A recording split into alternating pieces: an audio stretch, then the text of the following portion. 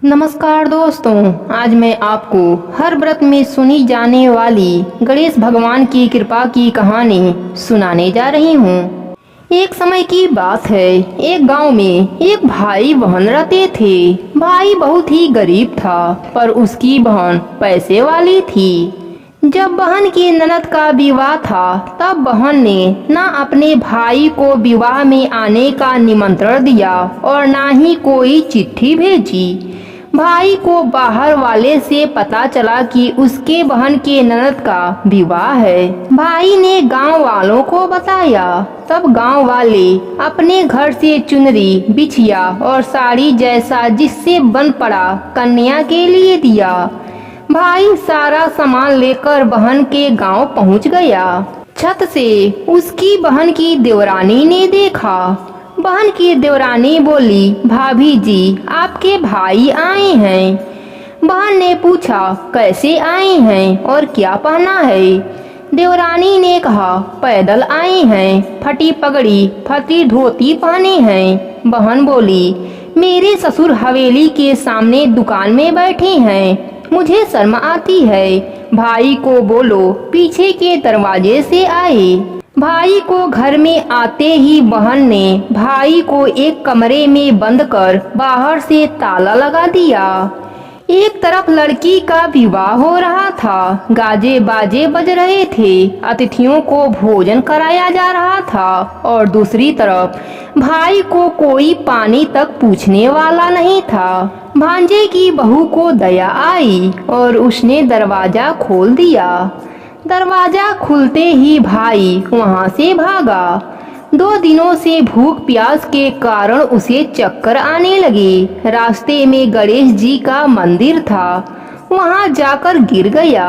रोते रोते गणेश जी को अपनी व्यथा सुनाई और बोला, आज मेरी गरीबी के कारण से मेरी सगी बहन ने मुझे धुक्कार दिया। घर जाने पर मेरी पत्नी जब पूछेगी कि विवाह से क्या मिठाई लेकर आए हैं, तो मैं क्या जवाब दूंगा?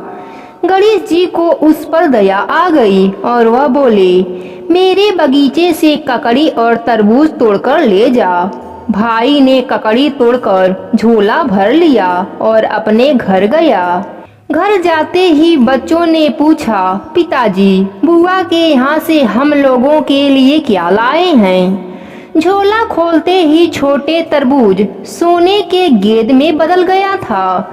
बाकी तरबूज काटे तो उनमें से हीरे मोती निकले। पत्नी बोली, आप बहन के घर से इतना कुछ क्यों लाए हैं? आपकी बहन ने हम लोगों को बहुत ज्यादा दे दिया है। भाई ने कुछ जवाब नहीं दिया। भगवान गणेश जी की कृपा से उनके दिन बदल गए। भाई का काम धंधा जोरों से चलने लगा। धीरे धीरे गहने बने, रहने के लिए मकान भी बन गई। पत्नी बोली, ननद जी को बुलाकर लाओ। भाई नए कपड़े, नए जूते पहनकर रथ में बैठकर बहन को लेने गया। देवरानी बोली, भाभी जी, आपके भाई आए हैं। बहन ने पूछा, कैसे आए हैं और क्या पहना है?